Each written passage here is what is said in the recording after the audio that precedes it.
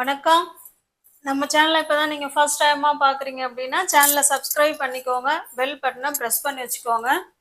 நம்ம இன்னைக்கு சில ப்ரொபோசிஷன் வார்த்தைகள்லாம் நம்ம இன்னைக்கு இந்த வீடியோவில் பார்க்கலாம். இன் விஎஸ் இன்டு. இன்னுனாலும் உள்ளே, இன்டுனாலும் உள்ளே தான். எந்த சுச்சுவேஷனில் இன் பயன்படுத்துறது, எந்த சுச்சுவேஷன்ல இன்டு பயன்படுத்துறதுங்கிறத நம்ம பார்க்க போறோம். இப்ப இன் இன்டு ரெண்டுமே என்னங்க அர்த்தம்? உள்ளே அப்படின்னு தான் அர்த்தம். ஓகேவா?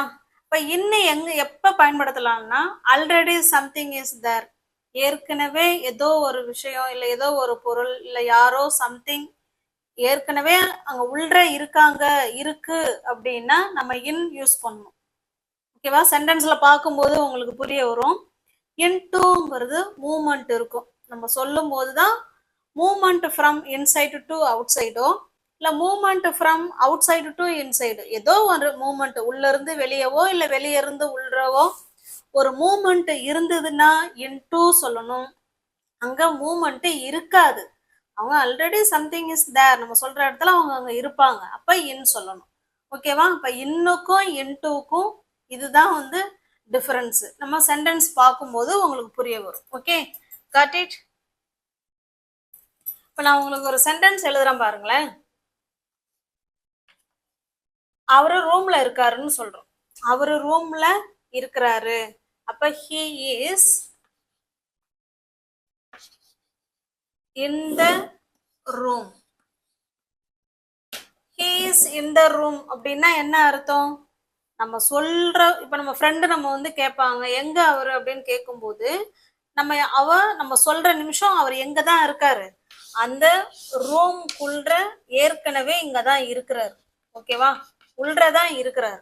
நம்ம சொல்லும் போது அவர் எங்க இருக்காரு, உள்ளதான் இருக்காரு, அதனால இன் சொல்றோம். ஓகேவா? he is in the room, அவரு ரூம்ல தான் இருக்கிறாரு. ஓகேவா? நெக்ஸ்ட் பார்க்கலாம். இப்ப இதையே he is sitting, he is sitting in the hall, அவர் ஹால்ல உட்கார்ந்துட்டு இருக்காரு. இப்ப நம்ம சொல்ற நிமிஷம் அவரு ஏற்கனவே அவர் அங்கதான் இருக்கிறாரு, அப்ப அதனாலதான் நம்ம இன் சொல்றோம். Okay, got it. இப்ப இன்டுக்கு உங்களுக்கு ஒரு சென்டென்ஸ் சொல்லும் போது புரியும். இன் அப்படின்னா ஆல்ரெடி சம்திங் இஸ் தேர், ஏற்கனவே ஒண்ணு அங்க உள்ள இருக்கும் பொழுது நம்ம இன் யூஸ் பண்ணுவோம். ஓகே, இப்ப இன்னொரு சென்டென்ஸ் பார்க்கலாம். இப்ப பாருங்க, திரும்பவும் நம்ம ரீகால் பண்ணிக்கலாம். இன் இன்டு ரெண்டுமே உள்ள அப்படின்னு தான் அர்த்தம். இன்னுன்னா அங்க மூமெண்ட் இருக்காது, இன்டுன்னா மூமெண்ட் இருக்கும், அவ்வளவுதான். ஓகேவா? இதை மட்டும் நீங்க கான்செப்டை புரிஞ்சுக்கிட்டீங்கன்னா உங்களுக்கு இன் போடணுமா இன்டு போடணுமான்னு தெரிய வரும். இப்ப இன்னுக்கு மட்டும் எழுதியிருக்கேன் பாருங்க. he works in a bank, அவர் ஒரு பேங்க்ல வேலை செய்யறாரு. அந்த பேங்க்குங்கிறது அங்க எதுவுமே மூமெண்ட் கிடையாது, அவங்க அது உள்ளதான் அவங்க வேலை செய்யறாங்க. ஓகேவா? he works in a bank. the keys are in the drawer, டிராயர்ல தான் அந்த கேஸ் இருக்கு. இங்க ஏதாவது மூமெண்ட் இருக்கா? No movement. They are in the play ground, அவங்க எல்லாம் பிளே கிரவுண்ட்ல இருக்காங்க அப்படின்னு சொல்றோம். ஓகே, இதுல ஏதாவது மூமெண்ட் இருக்குங்களா பாருங்களேன்? இல்ல, ஏன்னா நம்ம சொல்லும் பொழுது எல்லாமே அவங்க அங்கதான் ஆல்ரெடி சம்திங் இஸ் தேர், அவங்க அங்கதான் அங்க இருக்காங்க. ஓகே, அப்ப இந்த மாதிரி சுச்சுவேஷன்ல தான் நம்ம இன் பயன்படுத்தணும். இன்டு எங்க பயன்படுத்தணுங்கிறத இப்ப சொல்றேன். இப்ப இங்க பாருங்க, இந்த கேட் ஜம்ப்டு, கேட் குதிச்சுதுன்னு சொல்றோம். இங்க மூமெண்ட் இருக்குதானே ஒரு இடத்துல இருந்து. இப்ப பாருங்களேன், இதுதான் கேட், எப்படி வருதுன்னு தெரியலையே, சாரி. இது கேட்டு.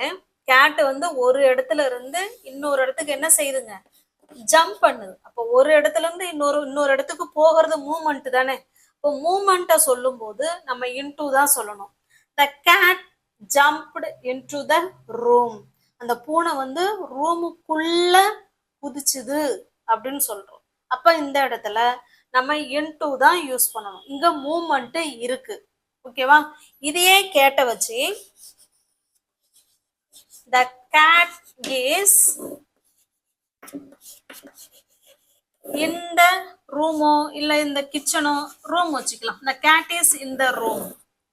ஓகேவா? அப்ப அதுல இருக்கிற சுச்சுவேஷனை பொறுத்து தான் நம்ம இன்டு சொல்லணுமா இல்ல இன் சொல்லணுமாங்கிறத நம்ம முடிவு பண்ணணும். the cat jumped into the roomனா ரூம்குள்ள குதிச்சுது, இது மூமெண்ட் இருக்குங்கிறதுனால நம்ம இன்டு சொல்றோம். the cat is in the room, இங்க ஏதாவது மூமெண்ட் இருக்கா? இல்ல. அந்த கேட் வந்து எங்க இருக்குன்னு சொல்றோம், ரூமுக்குள்ள இருக்குன்னு சொல்றோம். ஓகே, அதான் இன்னு. இப்ப இன்டுக்கும் இன்னுக்கும் வித்தியாசம் புரிஞ்சிருக்கும்னு நினைக்கிறேன். ரெண்டுமே உள்ளே அப்படிங்கிற அர்த்தம் தான்.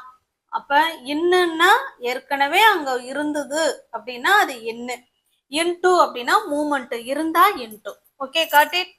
Shawl we go to the next proposition? இப்ப நெக்ஸ்ட் பாருங்க, over VS above. Over above ரெண்டுமே மேல அப்படின்னு தான் சொல்லுவோம். ஓவர்னாலும் மேல, அபவ்னாலும் மேலன்னு தான் சொல்லுவோம். இப்போ ஓவருக்கு பார்த்தீங்கன்னா மூவிங்.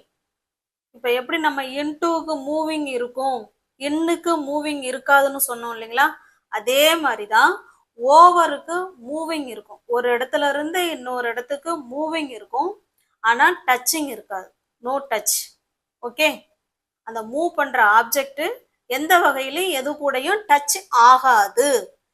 அப்படி இருக்கும்போது, அதாவது மூவிங்ல இருக்கணும், எதோடையும் டச் ஆகக்கூடாது, அப்படின்னா அது ஓவர். அபவ் அப்படின்னாலும் மேலே அப்படின்னு தான் அர்த்தம். ஆனா இங்க டச்ல இருக்கும், ஆனா இங்க மூவ்மெண்ட் இருக்காது. ஓகே, காட்டி. இப்போ உங்களுக்கு சென்டென்ஸ் பார்க்கும்போது உங்களுக்கு புரிய வரும். இதெல்லாம் நீங்க நோட் பண்ணி வச்சுக்கணும், நோட் போட்டு நோட் பண்ணி வச்சுக்கோங்க. ஓகே, இப்ப பாருங்க, இது உங்களுக்கு நல்லா புரிய வரும். நான் இதை வந்து எரேஸ் பண்ணாமலே அதுலயே எக்ஸாம்பிள் கொடுத்துருக்கேன், அப்பதான் உங்களுக்கு நல்லா வந்து அண்டர்ஸ்டாண்ட் ஆகும். பாருங்களேன், ஓவர் அப்படின்னா மேலே அப்படின்னு தான் அர்த்தம்.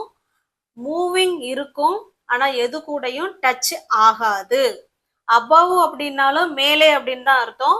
ஆனா இங்க வந்து நம்ம சொல்ற ஆப்ஜெக்ட் ஏதோ ஒரு பொருள் டச்ல இருக்கும், ஆனா மூவ்மெண்ட்ல இருக்காது. ஓகே, இப்ப எக்ஸாம்பிள் பாருங்களேன். The birds fly over the tree. நம்ம என்ன சொல்றோம், அந்த பறவைகள் வந்து மரத்துக்கு மேல பறந்தது, பறக்கிறது அப்படின்னு சொல்றோம். பிரசன்ட்ல சொல்றோம், பறக்குது அப்படின்னு சொல்றோம். ஓகே, இப்போ இதே வந்து பாஸ்ட் டென்ஸ் சொன்னா ஃப்ளீவ்னு சொல்ல போறோம், அவ்வளவுதான். அது நமக்கு தேவையில்ல. எங்க ஓவர் சொல்லணும், எங்க அபவ் சொல்லணும், அதுதான் பார்க்க போறோம். the birds fly over the tree அப்படின்னா பறவைகள் வந்து மரத்துக்கு மேல பறக்குது. இப்ப நம்ம ஒரு மரத்தடியில நிக்கிறோம், மேல பாக்குறோம்னா அப்ப இதை சொல்லலாம், the birds fly over the tree. இப்ப இந்த இடத்துல பாருங்களேன், the birds வந்து இது ஒரு நவுனு, ட்ரீ ஒரு நவுனு. இவங்க ரெண்டு பேரும் ஏதாவது டச் ஆகுறாங்களா? இல்ல, மேல பறக்குறாங்க அப்படின்னு தான் சொல்றோம். அப்ப மூவ்மெண்ட் இருக்கு, அதே போல டச்சிங்லயும் இல்லை. Okay, the birds fly over the tree. பறவைகள் மரத்துக்கு மேல பறக்குது அப்படின்னு சொல்றோம். ஓகே, இதுல எதுவுமே மூவிங் இருக்கு, ஆனா டச்சிங் கிடையாது. அப்படி இருக்கும்போது ஓவர் சொல்லணும். இப்ப அபவ் பாருங்க, the fan is above my head. இப்ப நம்ம இருக்கிறோம், நம்ம தலைக்கு மேல ஃபேன் இருக்குன்னு சொல்றோம். ஆனா ஃபேன் எங்க இருக்கு? ஃபேன் வந்து டச்சிங்ல இருக்குன்னு சொல்றோம். நம்ம தலையோட டச்சிங்ல இருந்தா அதை ஆன் சொல்லணும், அது வேற. ஃபேன் வந்து இன்னொரு ஆப்ஜெக்டோட அங்க டச்ல இருக்கு. எதுல டச்ல இருக்கு? வால் கூட, சுவத்துல வாலோட டச்ல இருக்கு. ஓகேவா? அதுதான் டச்சிங். இதுல மூவ்மெண்ட் இருக்கா? இல்ல, ஃபேன் சுத்துது, அது வேற, நம்ம அதை சொல்ல வரல. அந்த ஃபேன் ஏதாவது மூவ்மெண்ட்ல இருக்குதா? இல்ல. the fan is above my head. Fan வந்து என் தலைக்கு மேல இருக்கு அப்படின்னு தான் சொல்றோம். Okay, got it. உங்களுக்கு புரியுதா? இந்த இடத்துல பேர்ட்ஸும் ட்ரீயும் எந்த வகையிலும் டச் ஆகல. ஓகேவா? அதனால நம்ம ஓவர் சொல்றோம். இங்க பாருங்க, ஃபேன் வந்து மேல இருக்கு அப்படின்னு சொல்றோம். மேல இருந்தாலும் சுவத்துல டச் ஆகிருக்கு, அதனால நம்ம அபவ் சொல்றோம். Okay, got it. இப்போ உங்களுக்கு புரிஞ்சிருக்கும்னு நினைக்கிறேன். இதே போல நீங்க வேற வேற சென்டென்ஸ் நீங்க யோசனை பண்ணி கமெண்ட் பாக்ஸ்ல கமெண்ட் பண்ணுங்க. ஒவ்வொரு ப்ரிப்போசிஷனுக்கும் நீங்க கமெண்ட் பாக்ஸ்ல கமெண்ட் பண்ணுங்க. ஓகே. இப்ப நெக்ஸ்ட் பாருங்க, ஓவர், அபவ், ஆன் எல்லாமே மேல அப்படின்னு தான் அர்த்தம். ஓகேவா? இப்ப பாருங்களேன், the picture is above the sofa, the picture is on the wall, a plane flew over the city. ரெண்டுக்கு மூணுக்குமே மேல அப்படின்னு தான் அர்த்தம். ஓகேவா? இப்ப ஓவர், அபவ் இப்பதான் கொஞ்ச நேரத்துக்கு முன்னாடி நம்ம பார்த்தோம். the picture is above the sofa அப்படின்னா என்ன அர்த்தம்னா, சோபாவுக்கும் மேல செவுத்துல அந்த பிக்சர் வந்து டச்சிங்ல இருக்கு. ஓகே, ஏதோ ஒண்ணு மேல, அப்படி அபவ்னா மேலன்னு தான் அர்த்தம். ஆனா நம்ம சொல்லக்கூடிய பொருள் வந்து அங்க ஏதோ ஒன்னோட டச்ல இருக்கு. நம்ம வந்து எதை சொல்ல போறோம்? பிக்சரை தான் சொல்றோம். பிக்சர் வந்து எது கூட டச்சிங்ல இருக்கு? வால்ல தானே இருக்கும். இப்போ சோஃபா இந்த இடத்துல இருக்குன்னா அதுக்கு மேலதான் அந்த பிக்சர் இருக்குன்னு சொல்றோம். அதுக்கு மேல அப்படின்னா சோஃபா மேல அப்படி இல்லை, சோஃபா மேலன்னு கிடையாது. சோஃபா மேலன்னா ஆன் த சோஃபான்னு வந்துடும்.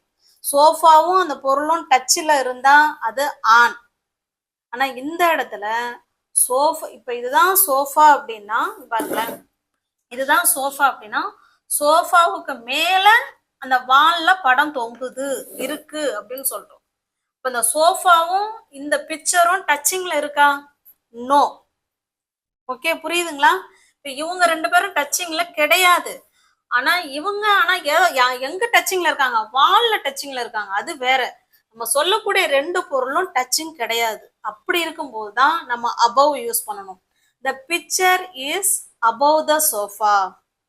ஓகே, இப்ப இதே சென்டென்ஸ பிக்சர் வந்து சோபா மேல இருக்கு அப்படின்னா picture is on the sofa இப்படி சொல்லிடலாம். இப்ப இது என்ன விளக்கம் அப்படின்னா, இப்ப இதுதான் சோஃபா அப்படின்னா சோஃபா மேலேயே இந்த பிக்சர் இருக்கு. ஓகேவா? இது ரெண்டும் டச்சிங்ல இருக்கு பாருங்க. அப்ப நம்ம சொல்லக்கூடிய திங்ஸ் வந்து டச்சிங்ல இருக்கு அப்படின்னா ஆன் சொல்லுங்க, டச்சிங்ல இல்ல அப்படின்னா அபவ் சொல்லுங்க. ஓகே, காட்டி. the picture is above the sofa, the picture is on the sofa. நம்ம சொல்ற கான்டெக்ஸ்ட பொறுத்து தான் அபவ் வருமா இல்ல ஆன் வருமா அப்படிங்கறத நம்ம முடிவு பண்ணிக்கணும். அடுத்ததா பாருங்க, ஓவர். ஓவர்னா நமக்கு நல்லாவே தெரியும், இது எதுவுமே டச்சிங்ல இருக்காது. ஒரு இடத்துல இருந்து இன்னொரு இடத்துக்கு மூவ்மெண்ட் இருக்கும், அவ்வளவுதான். a plane flew over the city. அந்த சிட்டிக்கு மேல ஏரோப்ளேன் வந்து பறந்தது அப்படின்னு சொல்றோம். Okay, got it? இப்போ உங்களுக்கு புரிய வருதுங்களா? ஆன் அப்படின்னா நம்ம சொல்ற பிக்சரும் சோஃபாவும் ஒண்ணு மேல ஒண்ணு டச்சிங்ல இருக்கும். ஒன்னோட ஒண்ணு டச்சிங்ல இருந்தா அது ஆன். இந்த பிக்சரோ சோஃபாவோ ஏதோ ஒண்ணு வேற ஒன்னோட டச்சிங்ல இருக்கும். இந்த பிக்சர் வந்து எதுல வந்து டச்சிங்ல இருக்கு? வால் கூட டச்சிங்ல இருக்கு. அப்ப அந்த இடத்துல அபவ் சொல்றோம். சோஃபாவுக்கு மேல அந்த பிக்சர் இருக்கு அப்படின்னா என்ன அர்த்தம்? வால்ல சுவர் இருக்கு, வால்ல இருக்கு அப்படின்னு அர்த்தம். இப்படி சொன்னாங்கன்னா அந்த சோஃபா மேலேயே இருக்கு அந்த பிக்சரு அப்படின்னு அர்த்தம். Okay, got it? உங்களுக்கு புரிஞ்சிருக்கும்னு நினைக்கிறேன். நெக்ஸ்ட், இப்ப நெக்ஸ்ட் செட் ஆஃப் பாருங்க, ஆன் விஎஸ் அப்பான். ஆன்னா மேல, மீது அப்படின்னு தான் அர்த்தம். அது போல அப்பான்னாலும் மேல, மீது அப்படின்னு தான் அர்த்தம். இது ரெண்டுக்கும் எந்த சுச்சுவேஷன்ல பயன்படுத்தலாம், எப்படி பயன்படுத்தலாம்னு பாருங்க. the book is on the table. இப்பதான் கொஞ்ச நேரத்துக்கு முன்னாடி பார்த்தோம். ஆன்னா நம்ம சொல்ற ரெண்டு பொருள், எந்த ரெண்டு பொருளை சொல்றோம்? புக்கை சொல்றோம், டேபிள் சொல்றோம். இது ரெண்டுமே டச்சிங்ல இருந்தா நம்ம ஆன் தான் சொல்லணும். அதனாலதான் இந்த இடத்துல நம்ம ஆன் சொல்லியிருக்கோம். the book is on the table. இது டேபிள் மாதிரி கற்பனை பண்ணிக்கோங்க, போர்டு மாதிரி இருக்கா? இந்த டேபிள் மேல இந்த புக் இருக்குன்னு சொல்றோம். அப்ப டேபிளும் புக்கும் டச்சிங்ல இருக்கு, அதனால நம்ம ஆன் சொல்றோம். Okay, got it?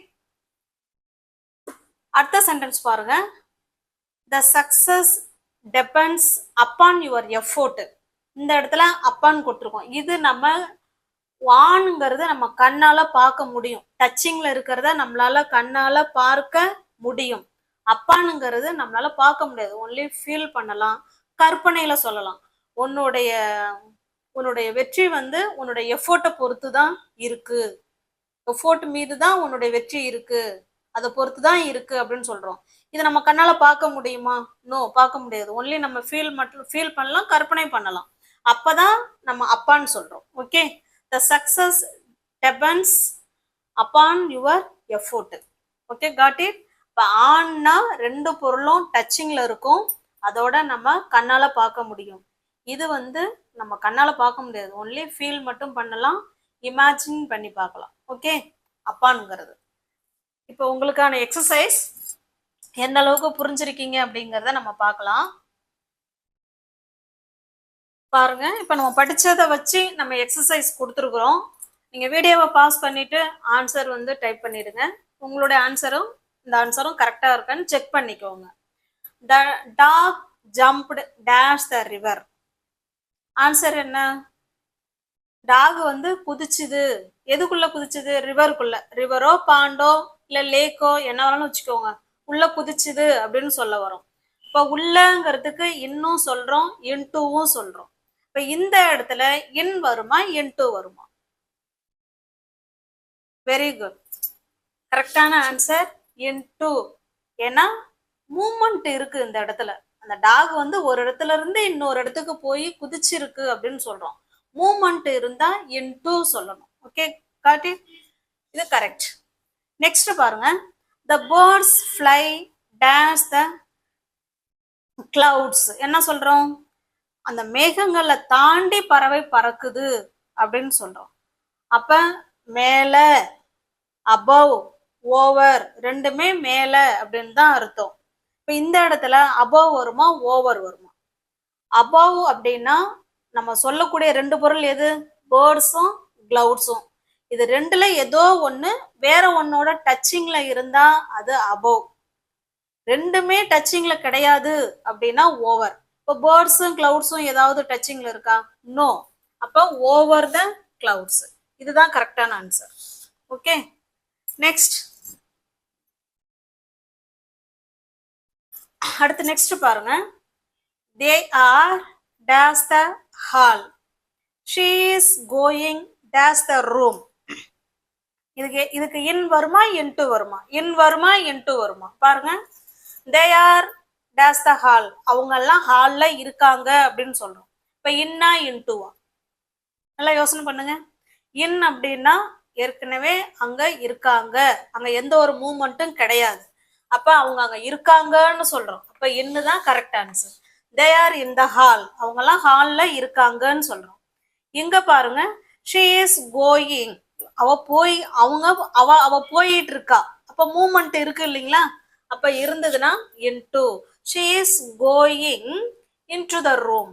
அவங்க ரூமுக்கு போய்கிட்டு இருக்காங்க அப்படின்னு சொல்றோம். இது மூமெண்ட் இல்ல அப்படின்னா இன் சொல்லுங்க, மூமெண்ட் இருந்தா இன்டூ சொல்லுங்க. Okay, got it. Shall we go to the next exercise? அடுத்து பாருங்க, ஆன் அப்பான் ரெண்டுமே மேல மீது அப்படின்னு தான் அர்த்தம். எந்த இடத்துல ஆன், எந்த இடத்துல அப்பான் வரும்னு பார்க்கலாம். இப்பதான் நம்ம இதெல்லாம் பார்த்துட்டு தான் எக்ஸசைஸ் பார்த்துட்டு இருக்கோம். ஆன் அப்படின்னா ரெண்டு பொருளுமே, நம்ம சொல்லக்கூடிய ரெண்டு பொருளுமே டச்சிங்ல இருந்தா ஆன். அப்பானுங்கிறது டச்சிங்லாம் இருக்காது.